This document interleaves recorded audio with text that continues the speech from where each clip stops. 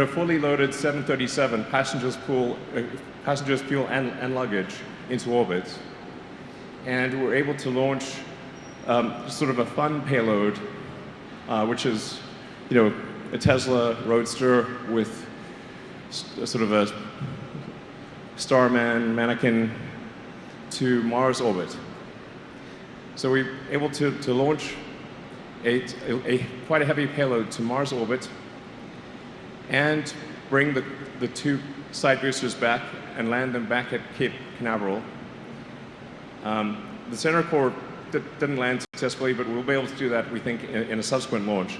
But it is a massive change over the course of 10 years to go from just barely being able to get to orbit to the most powerful launch vehicle in the world by a factor of 2, to have full reusability of the boost stage.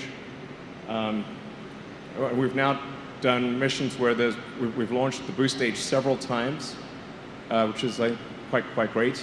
And then we've been able to refly our Dragon spacecraft. So it's an enormous change over the course of 10 years. And I think if you say, like, okay, how many people predicted in 2008 that SpaceX would have done these things by 2018? I think 0. I think 0. Like, I'm not sure it's 0, but I'm not aware of anyone who had made that prediction, including me, by the way. I would have said this is unlikely. Nonetheless, in 10 years, we got from tiny rockets barely making it to orbit to the world's biggest rocket by far, with reusable boost stages and sending a car to Mars. Although a lot of people don't understand, like, why we sent a car to Mars. Obviously, that's a bit confusing. Why would you send a car to Mars? That's bizarre. But the real reason was we wanted to just have something that was fun and that people could identify with.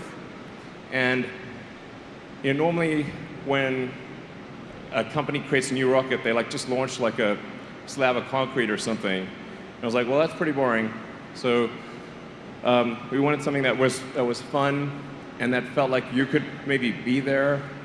And that was like the reasoning behind the car and the astronaut in the car. It was a tribute to David Bowie and the Hitchhiker's Guide to the Galaxy and a few other things. And there's also like the Asimov Foundation series etched in glass in the glove compartment. So that's, in fact, Asimov's Foundation series is a key inspiration for SpaceX.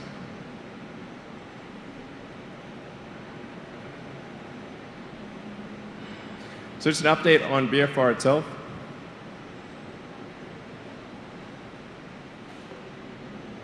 So the design, the production design of BFR is different in some important ways from what I presented about a year ago. Overall, it is 118 meters long. The payload is still similar. It's about 100 metric tons. That's 100 metric tons to, well, actually technically 100 metric tons to all the way to Mars because of orbital refueling or orbital retanking. So BFR is designed to be able to take 100 tons all the way to the surface of Mars, or to any, well, surface of Mars, maybe Ceres, but if you have a propellant depot on Mars, you're able to get from Mars to the asteroid belt to the moons of Jupiter, and kind of like planet and moon hop all the way to the outer solar system. So BFR is really intended as an interplanetary transport system that's capable of getting from Earth to anywhere in the solar system as you establish propellant depots along the way.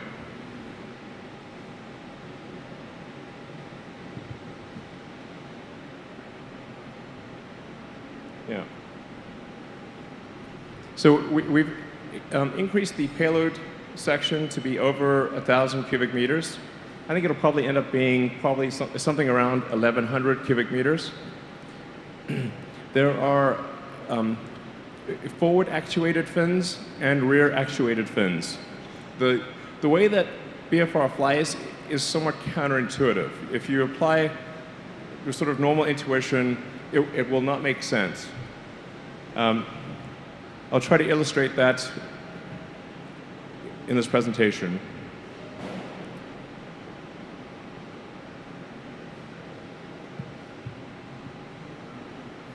So there's the two forward actuated flaps, and then there are two rear actuated wings or fins or flaps, depending on what. They're not exactly comparable to anything else out there. But you kind of want four control surfaces to be able to control the vehicle through a wide range of atmospheric densities and velocities. So the way it operates is kind of more like a skydiver than an aircraft. Almost the entire time when it's re-entering, it is just trying to brake. It's just trying to stop. So it's doing everything it can to shed velocity while distributing that force over the most amount of surface area possible. So two of the three rear fins actuate. They're like giant wings. It actually requires an enormous amount of force to move those wings. It's sort of in the meganewton class of force. The third fin or wing-like structure is actually does not actuate, and it is not a vertical stabilizer as it may appear. It is actually just a leg. So during the high velocity portion of entry, it's in the lee of the wind, and it really doesn't have any aerodynamic purpose, and it's really just a leg. It looks the same as the other ones for purposes of symmetry. So this is a true physics simulation of BFR re-entering.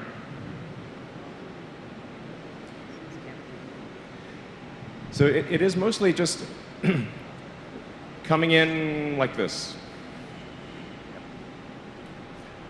At a very high angle of attack. In fact, one of the things that, for the general public, is a tricky thing to understand is that orbit means you are zooming around the Earth at a very high speed. It's counterintuitive where people think perhaps once you get to a certain altitude, gravity turns off. This is not the case.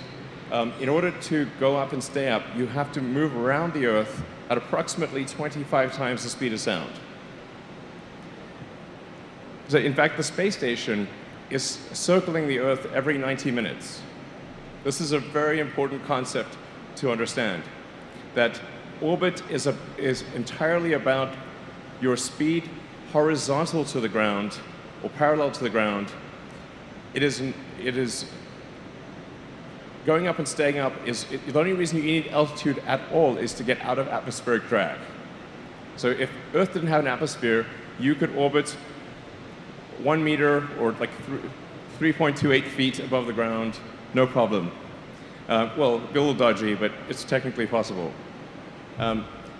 So yeah, if you looked at that simulation, it might be worth playing that again, actually.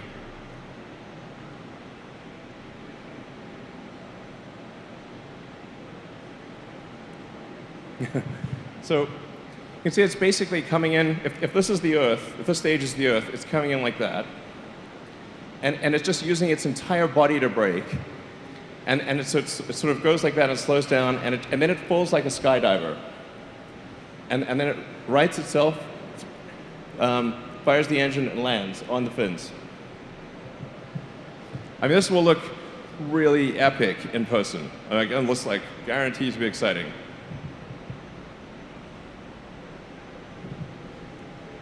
And you can see it sort of falling body first for quite a while.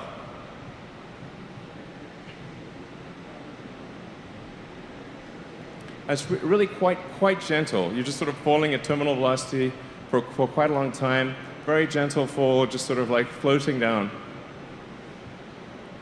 And then it rights itself at the end, fires the engines and lands. But it's very counterintuitive. It's not like anything that people are familiar with. It's not like an airplane. Or, yeah.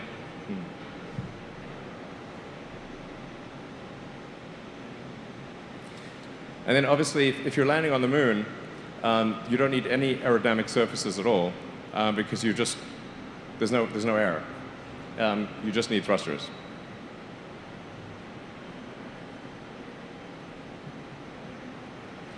So the next steps with BFR are we're going to build it, or we are building it. This is a picture of the main cylinder section of BFR. So BFR is 9 meters in diameter. It's really quite enormous. You can get a sense of scale. Like that's to scale. So that gives you a sense of the size of the vehicle. Quite enormous. But we're already building it. So we've built the first cylinder section. So that's the first actual cylinder section of the BFR prototype. And we'll be building the domes and the engine section soon. And then this is the Raptor engine.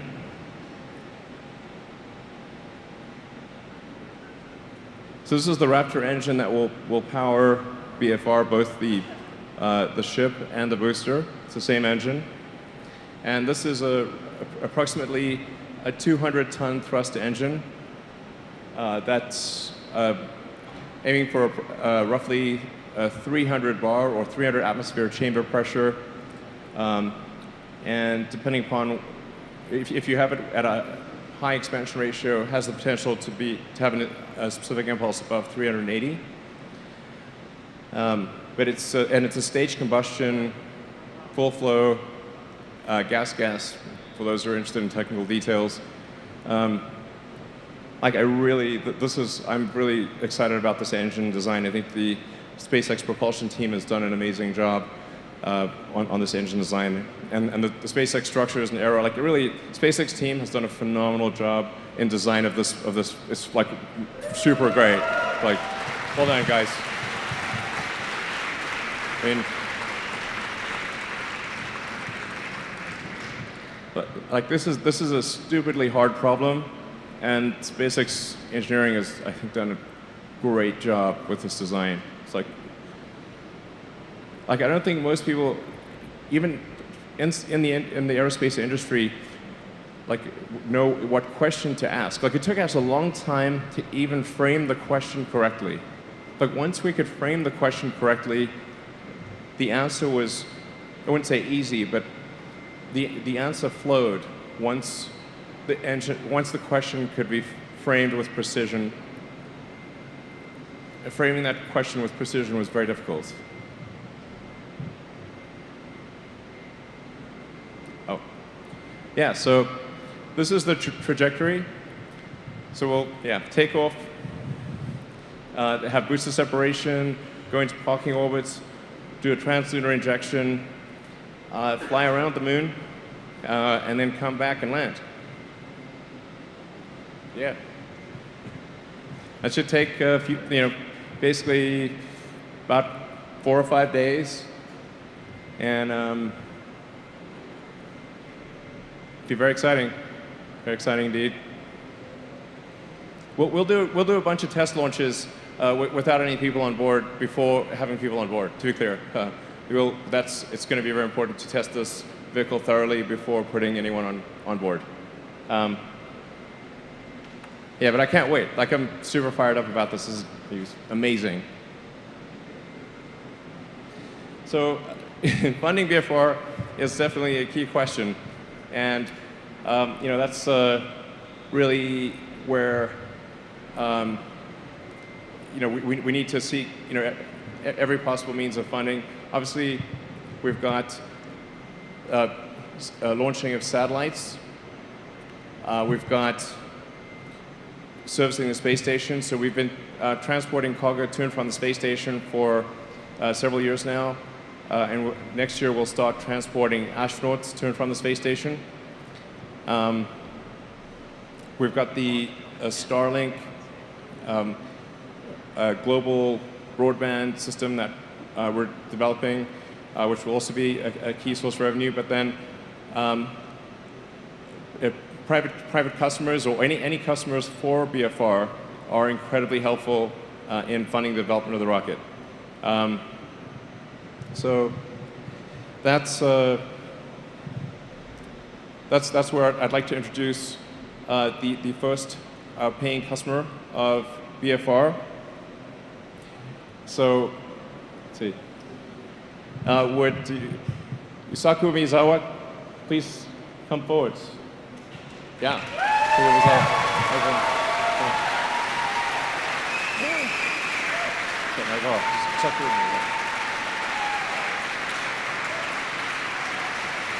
Okay.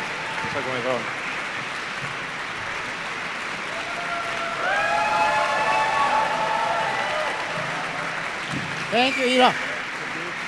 Thank you, everyone. Wow.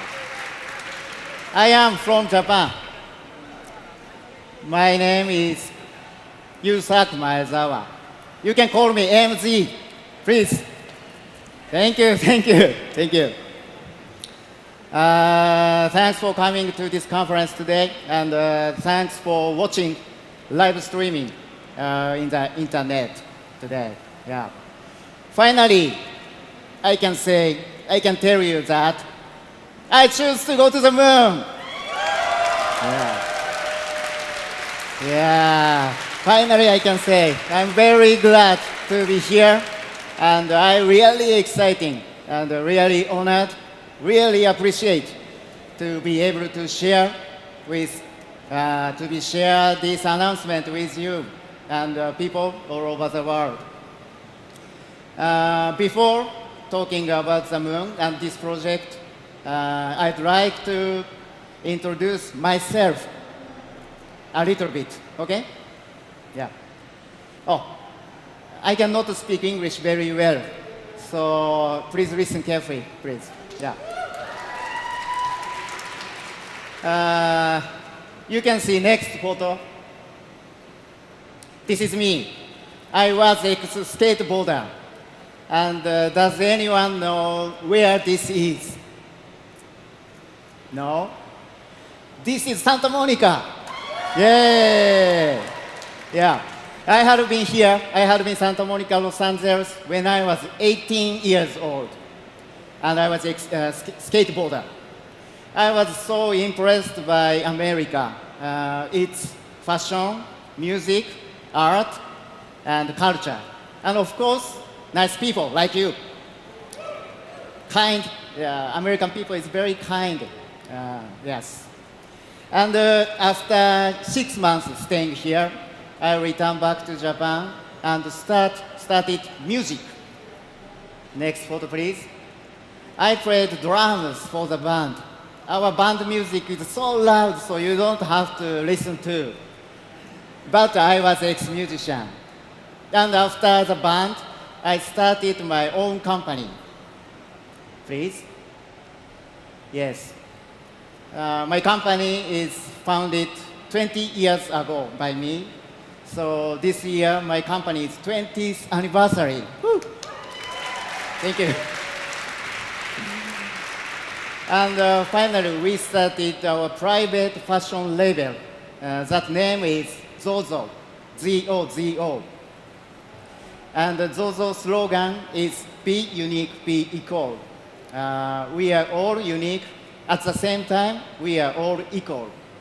It's important for us. Yeah. You can check our website, zozo.com, zozo.com later. Thank you. Okay, that's all about me.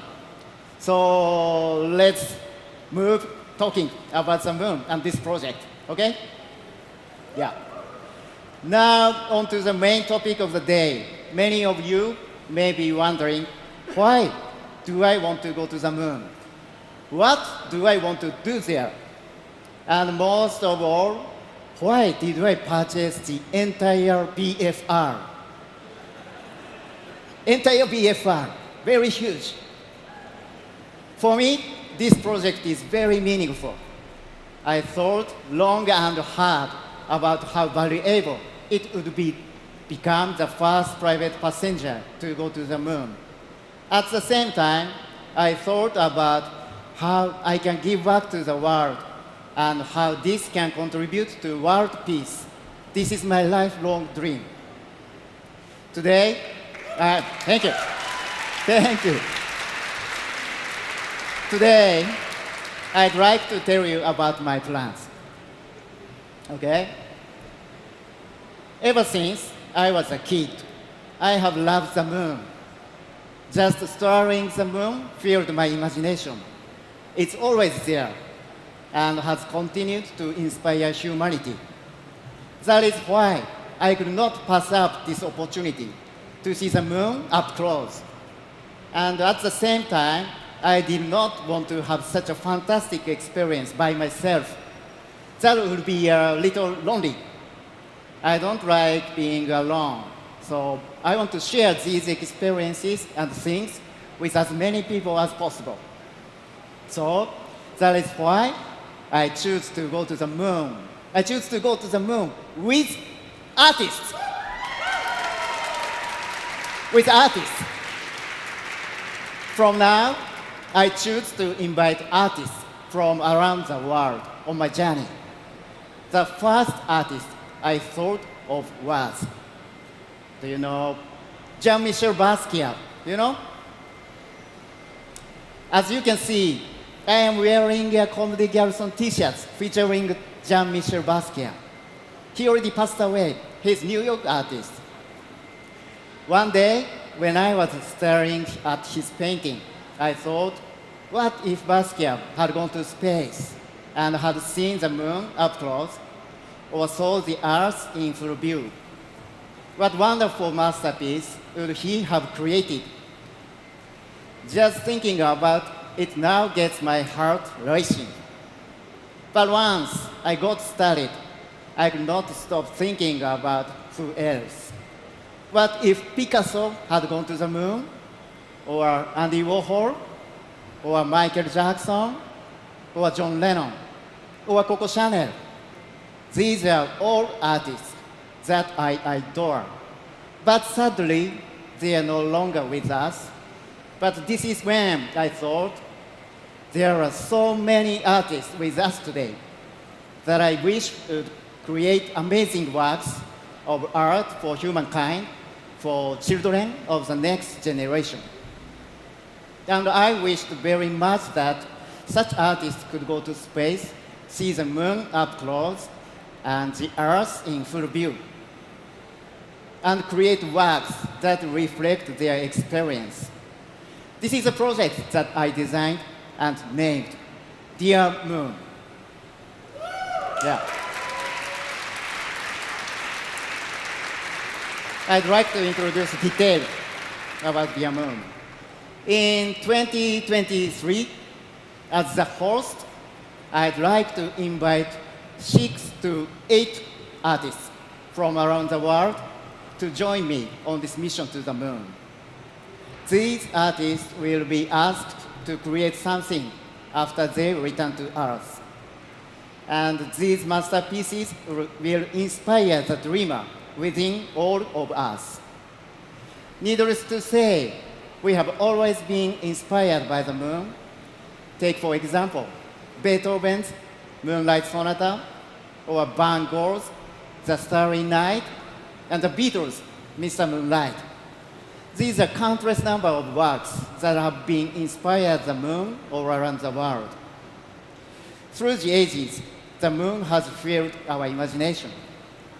And with utmost love and respect for the moon, our planet's constant partner, I named this project Dear Moon. At the moment, I have not decided which artists I'd like to invite. But if possible, I'd like to reach out to top artists that represent our planet from various fields, including painters, sculptors, photographers, musicians, film directors, fashion designers, architects, etc. Luckily, we still have some time before 2023, so I hope to work very closely with SpaceX team and to research out to each artist personally. By the way, if you should hear from me, please say yes and accept my invitation. Please don't say no. Okay. In any case, there is still a lot that I cannot announce today. Sorry. So I will continue to provide regular updates. We have also created a special website for Dear Moon, which will go live after the press conference. So please take a look. Domain will be dearmoon.earth. Dearmoon.earth. Please check out. And I will also keep posting on my social media accounts. So please follow my accounts as well. Okay. So what did you think about this project? Oh. Thank you. Thank you. I was so nervous because my English is poor, but I am glad I got through it. Thank you. And I hope my English was not too painful to listen to. Lastly, to give you a summary of what I just described about the Dear Moon. You can see the video from now, please.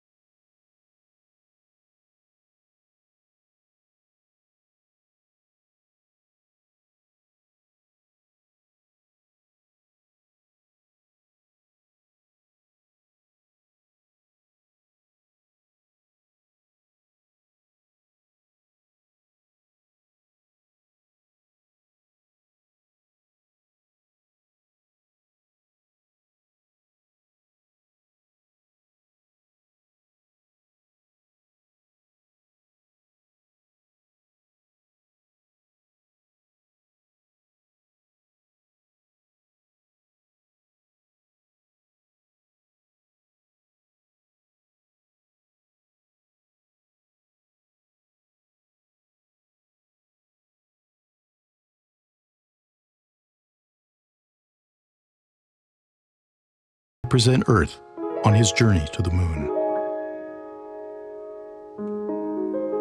The distance to the moon is 240,000 miles.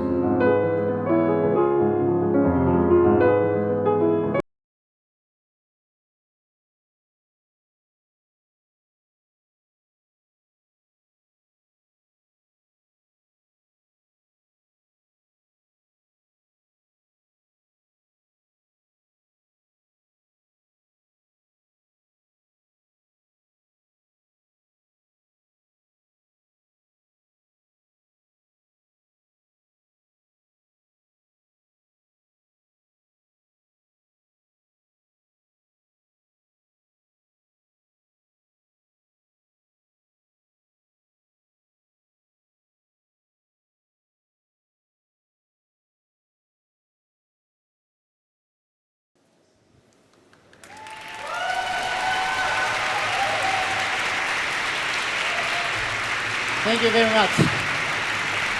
And thank you, Elon, and the SpaceX team for making today possible. I'm very excited. Thank you very much. That's all. Thank you.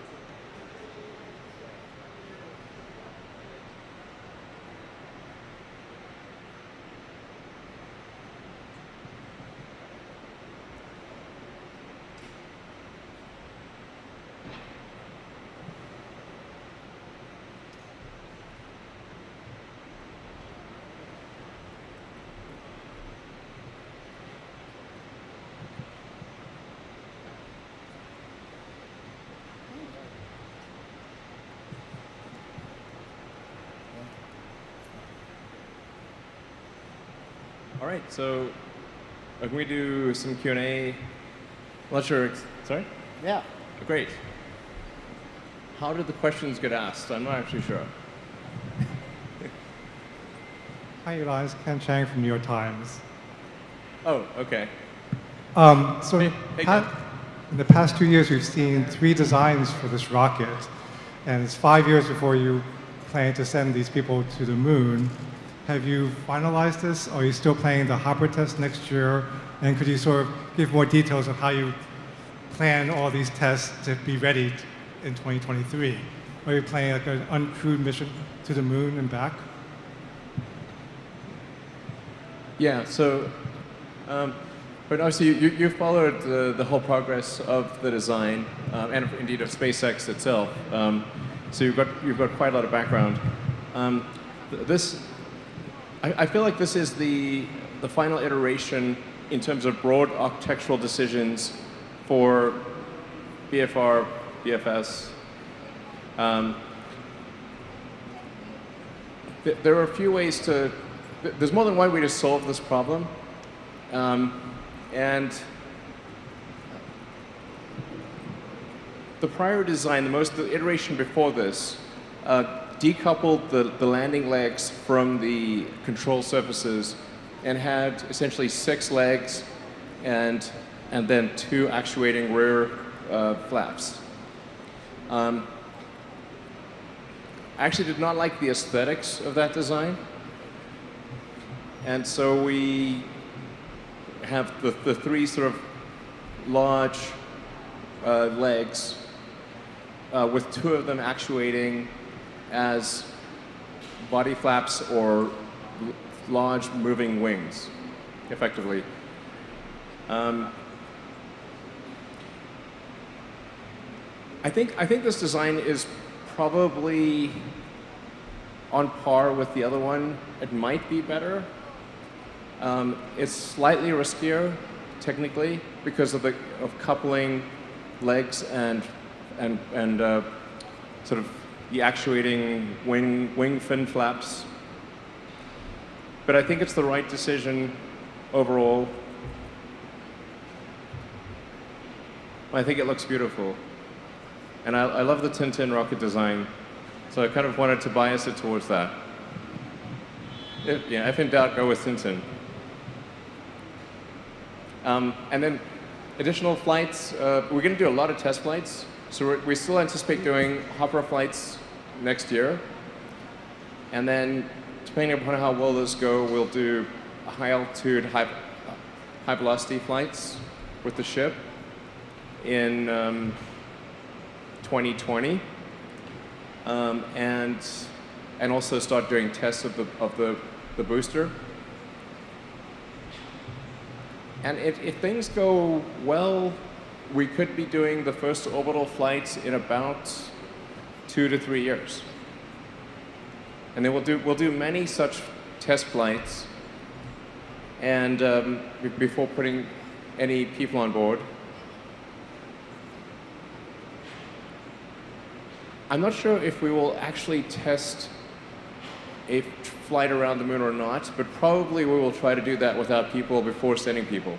That would be wise. Yeah.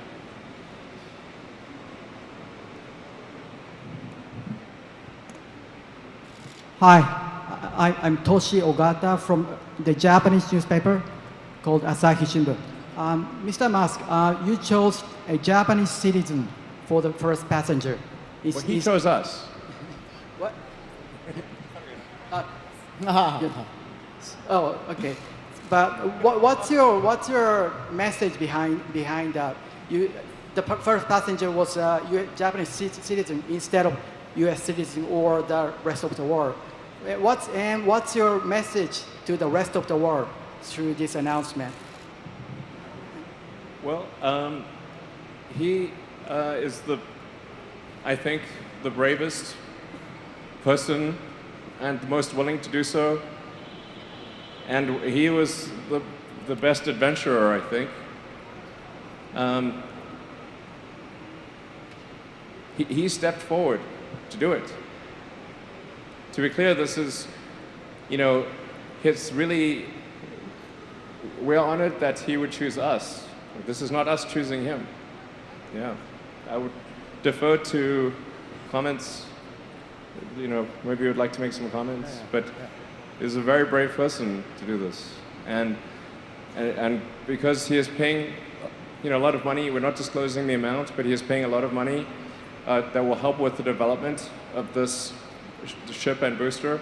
And ultimately, you know, this system, this BFR system, is intended to be able to carry anyone to orbit and to the moon and to Mars.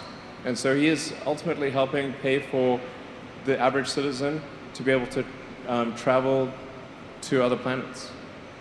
It's a great thing. Yeah.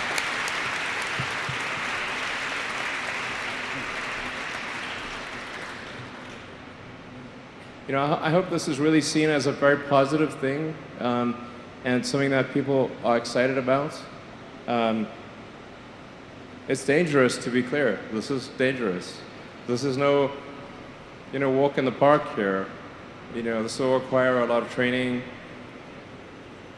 and it's not again. It's like, you know, when you're pushing the frontier, it's not a sure thing. You know, it's not like just taking an air flight somewhere. There's some chance that something could go wrong. You know, we'll do everything we can to minimize that. But whenever it's the first flight of something on a new technology, and we're talking about deep space, you know, you have to be a very brave person to do that. This is no small matter.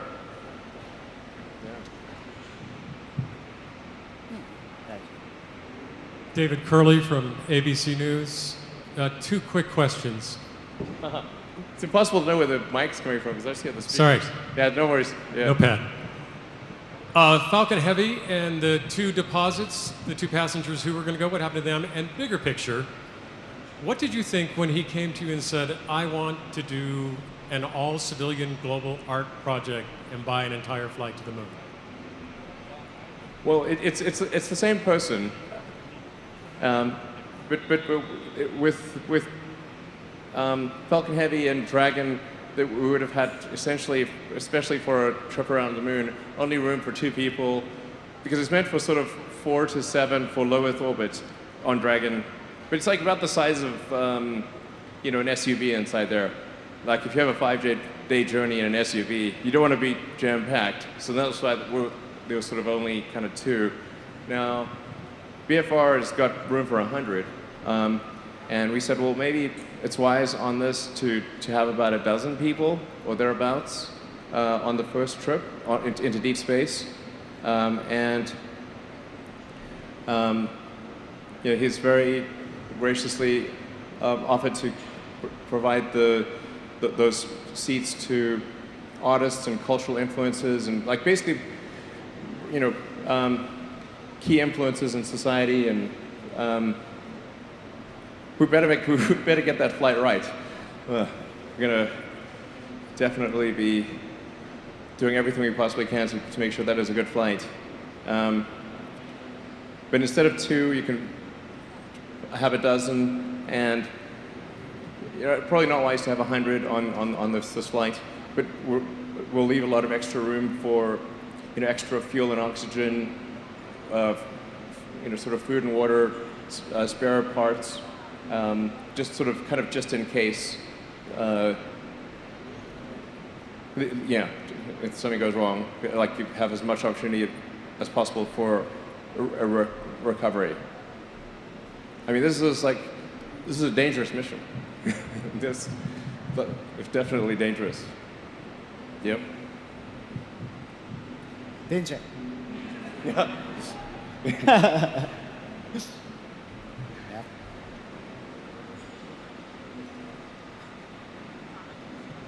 Hi, my name is Makoto Mitsui from the Yomiuri Shimbun, Japanese newspaper. I have 2 quick questions. One goes to Mr. Maezawa and one goes to Mr. Elon. To Maezawa-san, how much did you pay for the moon travel, or how much do you plan to pay for the moon travel? And another question to the Elon. So what kind of SpaceX specific characteristics or company culture do you think has contributed to SpaceX becoming the leading company in the United States to come up with innovations such as BRF? Thank you.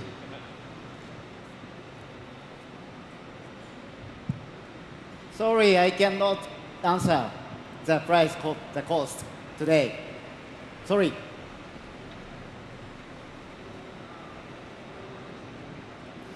But it's going to be free for the artists.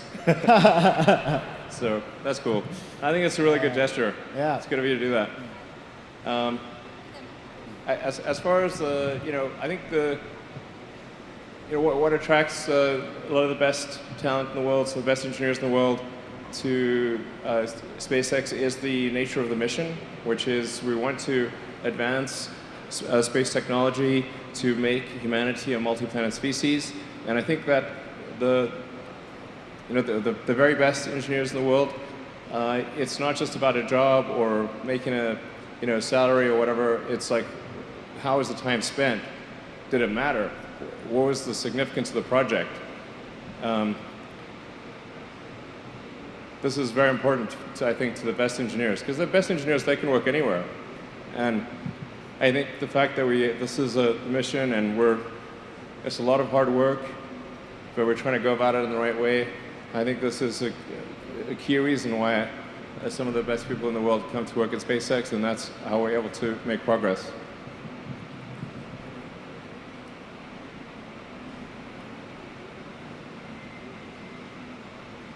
Maroon jacket, right here. Hey. Hi, how are you? Mireya Gabriel with CBS News. We just had a quick question. I mean, obviously we know that this is going to take a lot of time and a lot of effort and a lot of precision. In the past, we've known that there have been project deadlines that have not been met. For example, with the Falcon Heavy, what makes you so sure that you can actually meet that 2023 deadline? No, we're definitely not sure. I want to be clear.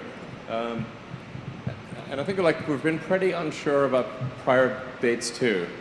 I mean, if I had some sort of crystal ball, I'd love to know, how long something will take. I mean, you have to set some kind of date that is kind of like the things go right date. And then, of course, we have reality, and things do not go right in reality. Usually there are many setbacks and issues. So, if we put a date out there, it's kind of like, well, if everything goes approximately right, then this is the date. But there's so many uncertainties. I mean, this is a ridiculously big rocket. It's got so much advanced technology. I mean, it's not 100% certain that we succeed in getting this to flight. It's not even 100% certain. I think it's pretty likely, but it's not certain. And yeah, but we're going to do everything humanly possible to bring it to flight as fast as we can, and as safely as we can. Yeah.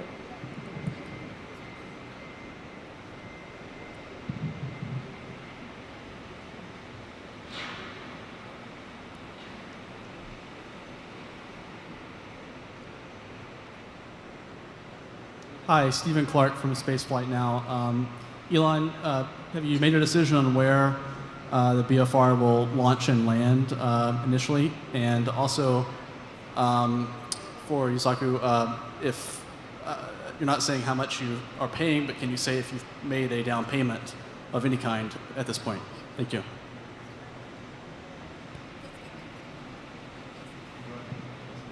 Yes, I did. Already. Yeah, he's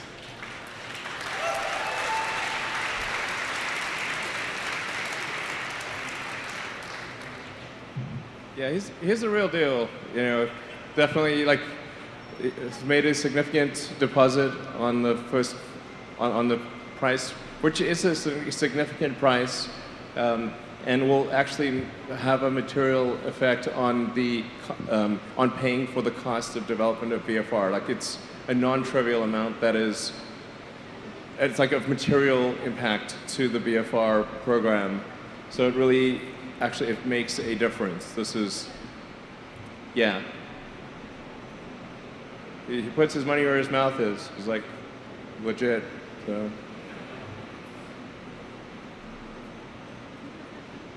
Sorry, there's another part to the question, maybe? I don't know. Yes. Have you selected a launch and landing site for BFR for the initial flights and first orbital flights? Thank you. We've not yet firmly decided on a. I should say for the short hops, we will be doing it out of our Texas site. So we have a site that is on the south coast of Texas, near Brownsville, and that's where we will be doing the initial hops of BFS. You should probably think of a different name, but this was like kind of the code name, and it kind of stuck. But we might change that name in the future. Yeah, the only thing is, like, I think we want to name like the first ship that goes to Mars after the Douglas Adams, my favorite spaceship, the Heart of Gold from Hitchhiker's Guide to the Galaxy. Yeah. As for the first orbital flights, we've not made a firm decision on that, and it may actually be that we launch from a floating platform. That's possible.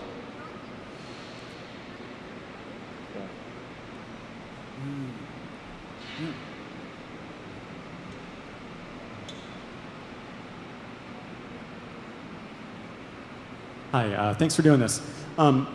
You've shown us the outside of the spacecraft. Can you talk about the work that you've done so far and what the plan is for stuff that goes in it? Life support, interior, all the safety stuff you're going to need. And speaking of safety, you mentioned this is a very dangerous mission. Can you talk a little bit more about that? Like, is there any quantification you can provide to us? Any sort of testing you're doing to the carbon fiber body, things like that, to ensure that this can be as safe as possible? Thanks.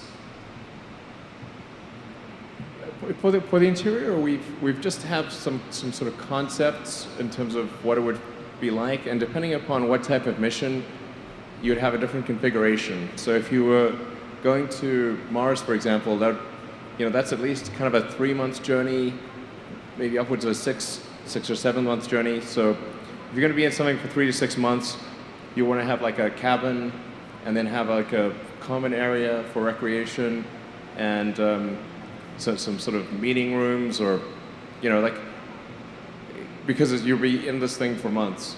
Now, if you're going, say, to the moon or around the moon, you kind of have a several-day journey. So probably still want cabins. Yeah. Common area. I think you want to have like a lot of like what is the most fun that you can have in 0G? That for sure is a key thing. Fun is underrated. It's like 3 more of that. So, well, like, what is the most enjoyable thing we can possibly do? We will do that, I think. And then safety-wise, this will be built upon our work with the NASA Crew Dragon design.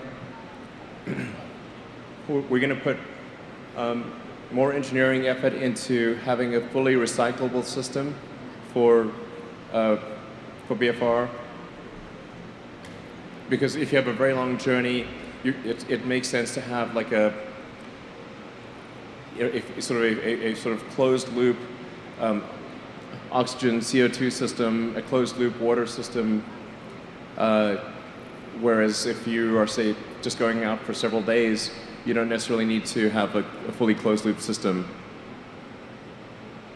So there's like a fair bit of engineering that's needed for the Mars journey, but I think probably we can mostly leverage the work we've done for the NASA Crew mission to the space station for the lunar journeys.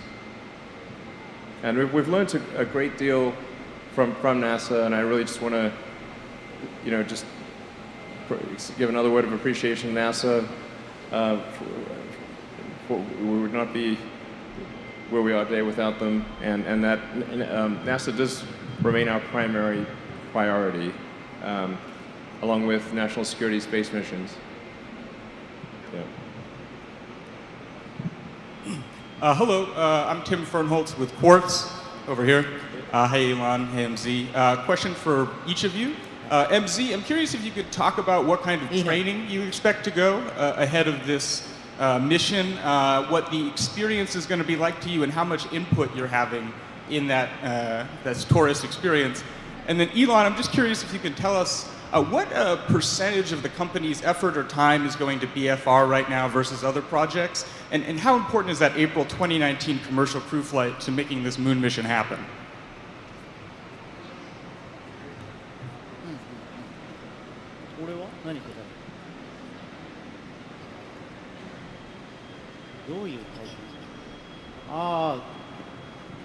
Can I answer in Japanese? Yeah. まあこれから全部決めますと。まだ何も決まってません。で、トレーニングもどんなことするかもまだ分かりません。So nothing's written in stone. So we are going to start discussions and decide here on forward. And we haven't really discussed what type of training we'll be doing as either. All right. Let's see. In terms of SpaceX resources, this is still quite a small portion of SpaceX resources. Certainly less than 5% of SpaceX. Less than 5% of SpaceX resources are currently spent on BFR. Now that will change quite significantly in the years to come. But overwhelmingly, our resources are focused on launching satellites, transporting cargo to and from the space station, and then our top priority is the upcoming NASA crew mission next year, and we're hoping to do a test flight of Dragon 2 in December, and then crewed flight next year, hopefully in the sort of second quarter of next year. So that's definitely our top priority. As we complete Crew Dragon, then we will shift our resources more and more to VFR. So I think, assuming that the National Crew Mission goes well, and that's really quite fundamental to the future of SpaceX. As I said, it's the top priority. Then once that is, well, hopefully, assuming that is successful and goes well, then we're probably towards the end of next year, we would switch a majority of our new engineering development towards BFR by the end of next year.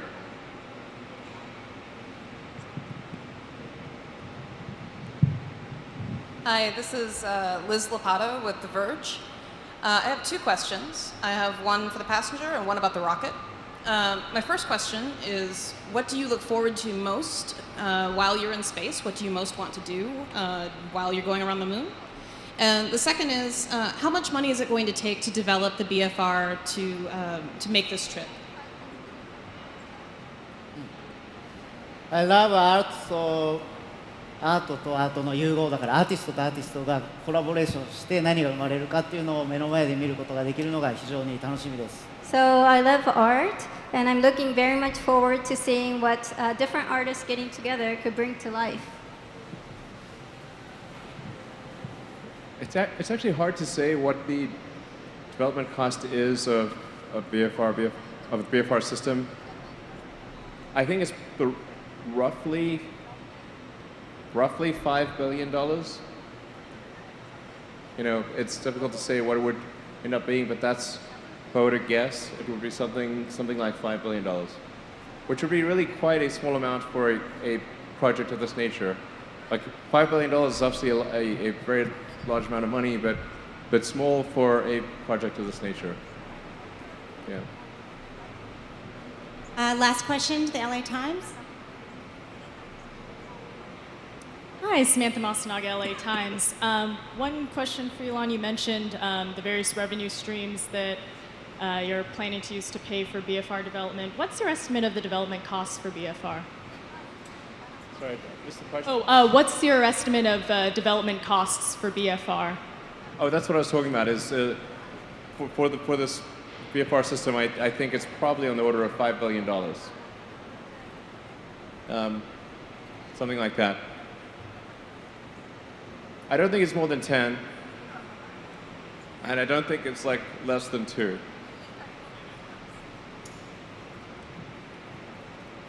We can do a few more questions if there's, yeah. I want to make sure if you made your way out here and you feel like there's an important question that we haven't, we definitely try to do our best to answer it.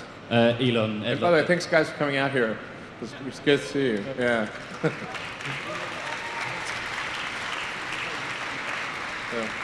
Elon, Ed Ludlow from Bloomberg Television. Thank you for the event.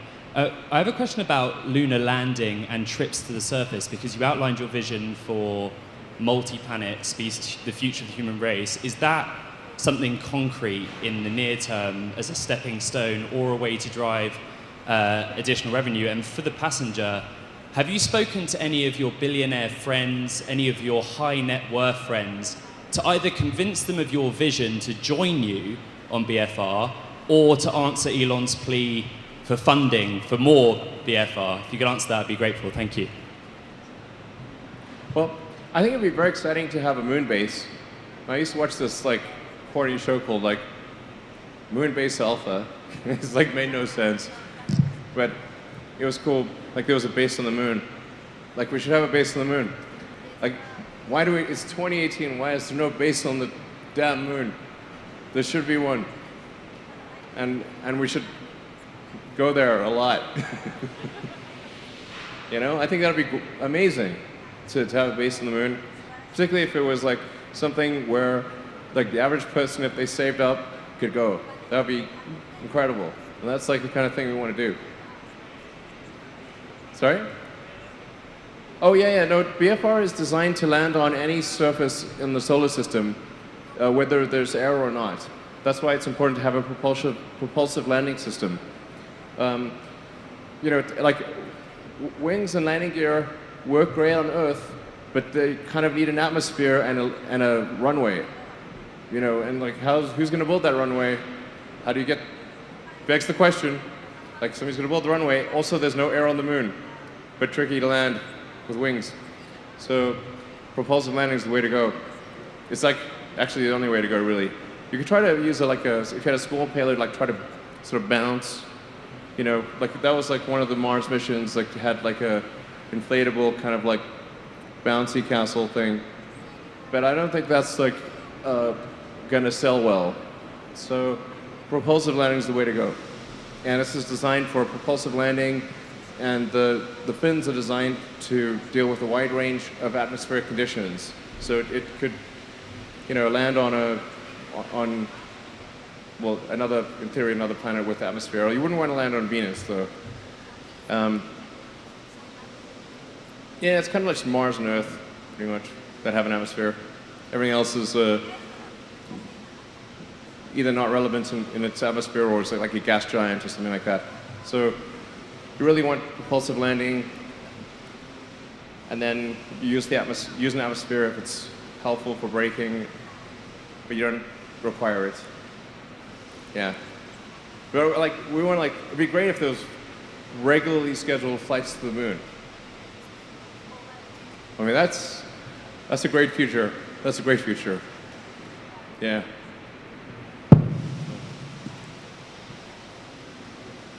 Thank you, Elon. Eric Johnson with Reuters News. Let's say you hit your 2023 goal, and you just talked about, regular lunar trips. Can you talk about what your goal is for an annual ramp up of how many trips you'd like to see? That's question one. And then the second part is, Boeing CEO has said that the first humans will go to Mars on a Boeing rocket. Game on. Let's do it. Okay, that's what I want to ask you, is given the increased competition, good. What do you have to say to that? Thank you so much. I say yeah, good. That's I'm glad you said that. That's great. We should do it. Competition's a good thing. It's races are interesting. I say I'm glad. I hope Boeing really goes hardcore for moon and Mars missions. Yeah, that'd be really great. As far as the ramp up, it's as fast as we can make it go, we'll make it go. We're pedal to the metal. We just need to make sure we have our priorities right. And our priority is, the NASA, crewed mission, our satellite customers. Those are our current priorities. And once we are confident that that is taken care of, then we will ramp up BFR big time, get the Starlink system active. Hopefully that does the trick. And it'd be great if Boeing, like this, really good at making airplanes. So maybe they can be really good at making rockets too. That's great.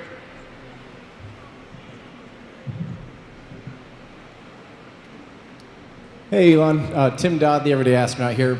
I see that you changed the engine configuration for the BFS. Can you talk a little bit about, is there still engine out capability? Is it vacuum optimized but still landable on sea level? Can they function as an abort system? Can you just kind of tell us about your new decision making on that? Oh yeah, actually you noticed that, that's a good thing to notice. Good eye. So in order to minimize the development risk and cost, we decided to commonize the engine between the booster and the ship. So like a future upgrade path for BFS would be to have a vacuum optimized nozzle. So these are sort of, these nozzles are kind of a, kind of a sea level nozzle, size nozzle, so that they're able to operate well at sea level because they're essentially the booster size nozzle. Like where you see that sort of cargo around the perimeter, you can actually switch out those cargo sections for a vacuum nozzle version of Raptor. So, and it can go all the way to, the vacuum nozzle can go all the way to the perimeter of all the way to basically the skin of the vehicle. So you can have you could have something which has maybe three or four times the exit diameter of the Raptors that you see there, as engines in the perimeter, and the exchange would be that you'd lose basically 2 of those cargo racks in exchange for every vacuum engine, but then your total payload performance to Mars would increase significantly. But we can do the 100 tons to the surface of Mars with those engines. But it would definitely, I think, like version 2 would have the vacuum engines most likely in place of those cargo racks. Yeah, but having those the engines in that configuration, with 7 engines means it's definitely capable of engine out at any time, and including 2 engine out in almost all circumstances. So you could lose 2 engines and still be totally safe. In fact, in some cases you could lose up to 4 engines and still be totally fine. So it only needs 3 engines for landing. 3 out of 7. Yeah. Yvan Couronne of Agence France Presse. Mr. Maezawa, have you thought about how you're going to select the artist? And Mr. Musk, can you give us an idea of whether Mr. Maezawa contributed more or less than 5% of the development cost?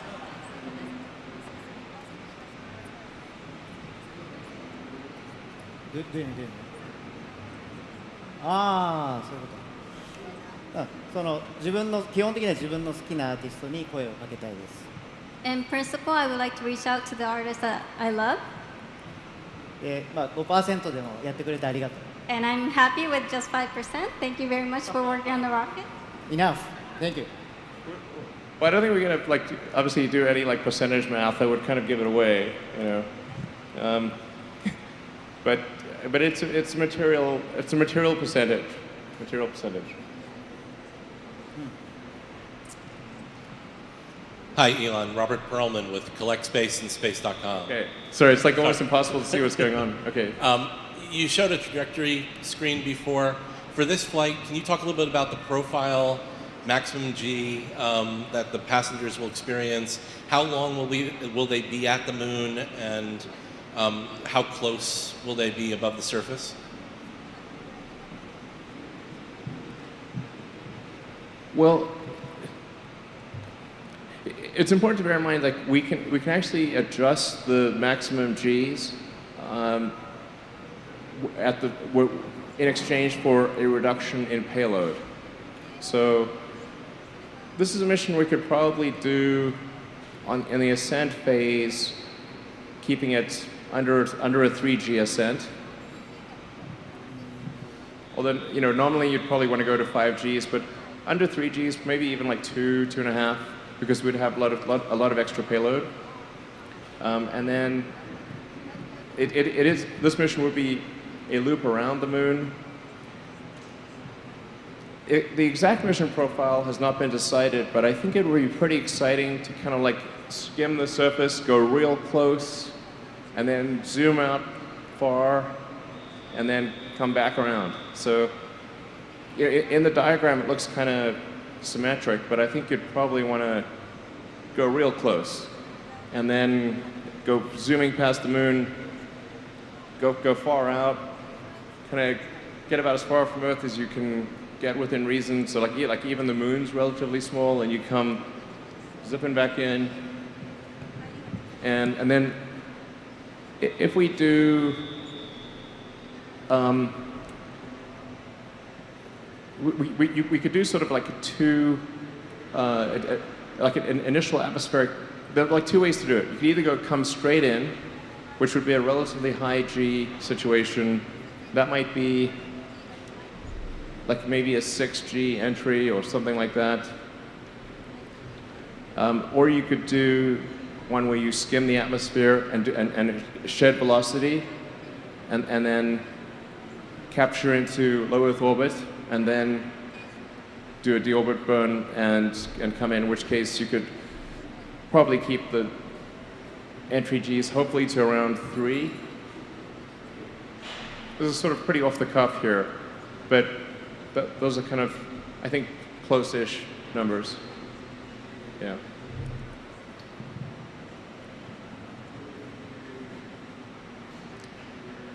This is the last question. Michael Sheets with CNBC. Elon, you're standing next to the first real person who's putting money behind a project of putting people into space. What does that make you think about going into space yourself, and when do you think that's going to happen? You mean like me personally? Oh, well, I think first of all, like I would say,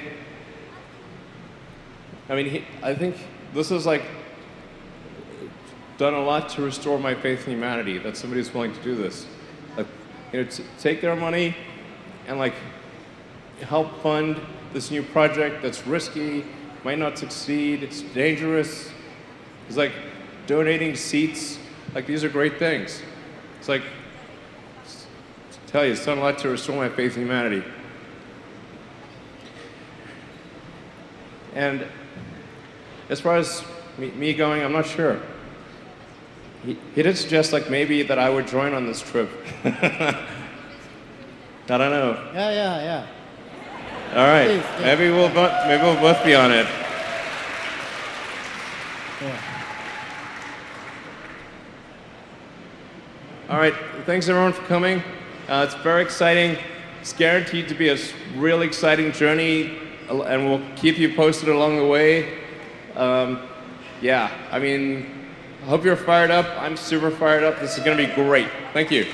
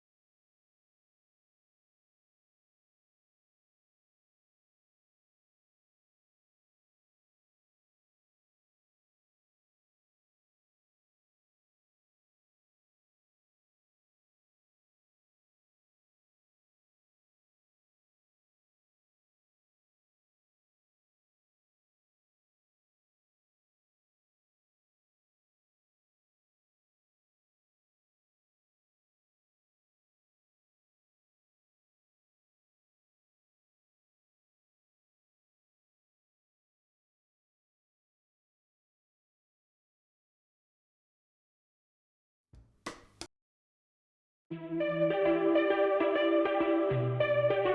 how much does this Powerwall cost? Let's do a rundown on the prices of all the components. First, we have the solar charge controller available for $38.99, the bidirectional meter at $29.99, non-interruptible power supply available for $30. The battery modules are $50 each. There's 10 of them, so it's $500 in total. The 32-inch metal box is $59.22. A fuse holder is $682. The battery management system, the long ones are $14 each, and the main unit is like $200, so it comes down to a total of $342. All of these components come to a grand total of $1,008 US dollars. You can find the links for all these parts on the description of this video. I want to thank you for watching. Stay tuned for future videos all having to do with DIY renewable energy.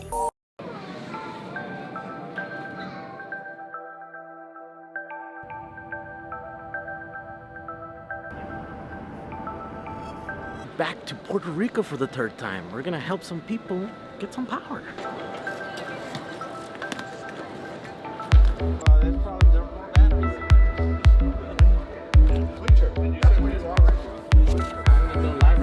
Internal resistance and okay, so here's a whole pallet of these modem ones. Look at these guys. It's 11,000 cells right there. Ready to be deployed in Puerto Rico. You got yourselves? I got myself. All right. You got yourselves? Yeah, I got myself. All right.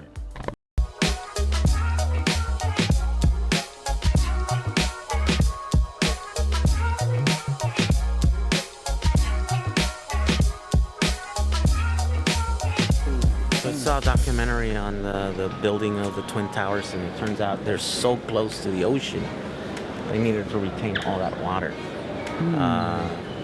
So they had to build these walls, and each one of those little things there are screws. They're just rods, steel rods that are going through the bedrock to hold that wall. And this is not the only, this is probably the last one because the building was right there. So this is I think those are called anchor bolts. Anchor bolts, yeah. And they call those walls slurry walls.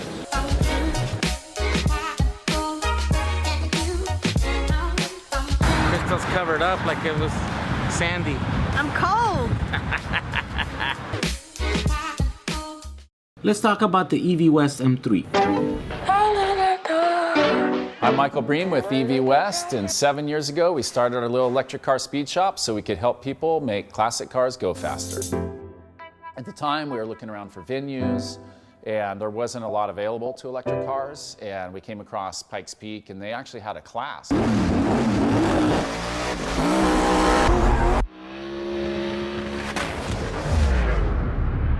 And we ended up building the car, purpose-built for Pikes Peak. We ran the race in 2012.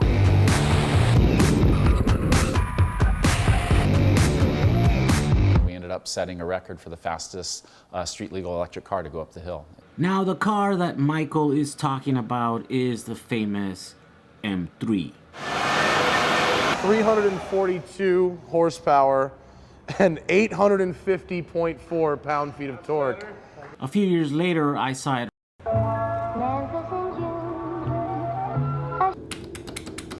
All right, so I just arrived in Manhattan.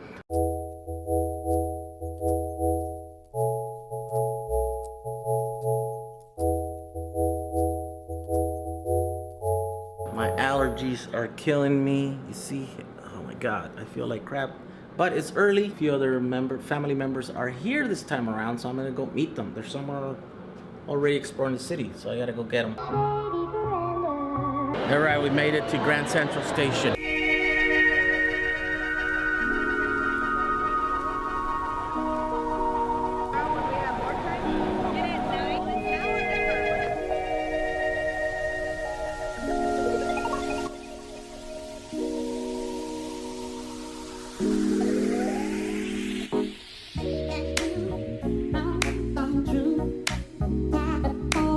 So you want to build a DIY Powerwall. I'll show you how to do one.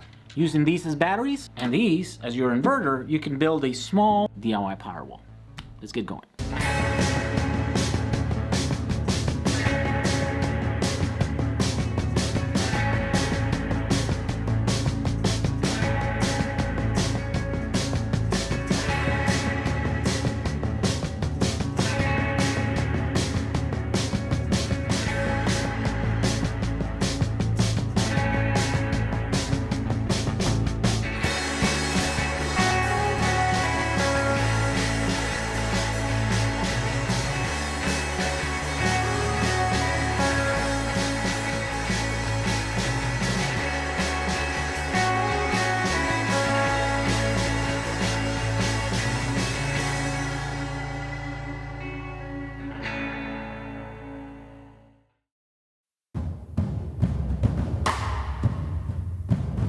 Some 100 kilometers south of the border, there exists a place.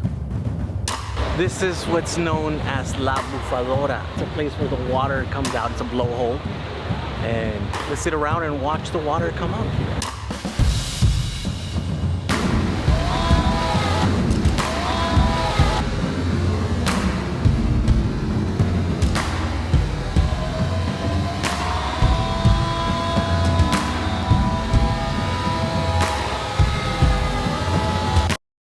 I think I'm gonna get wet.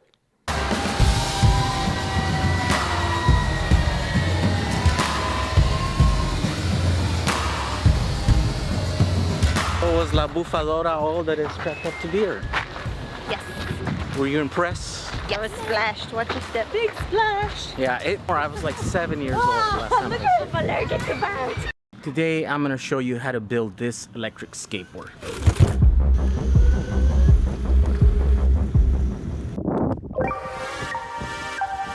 As you know, electric skateboards are a thing now. They've been a thing for a while. There's the expensive ones, there's the cheap ones, and everything in between. But there's a new breed of electric skateboards. They're off-road. And you got a glimpse of one of them last time I was in New York. And I got to meet Vitaly, which runs the Portable Electric Vehicles channel on YouTube. He built himself this beast of an electric skateboard that supposedly does about 55 miles per hour, which is just insane. So I thought I would show you how I would build one on the cheap, using off-the-shelf parts to keep the build simple. So let's get started.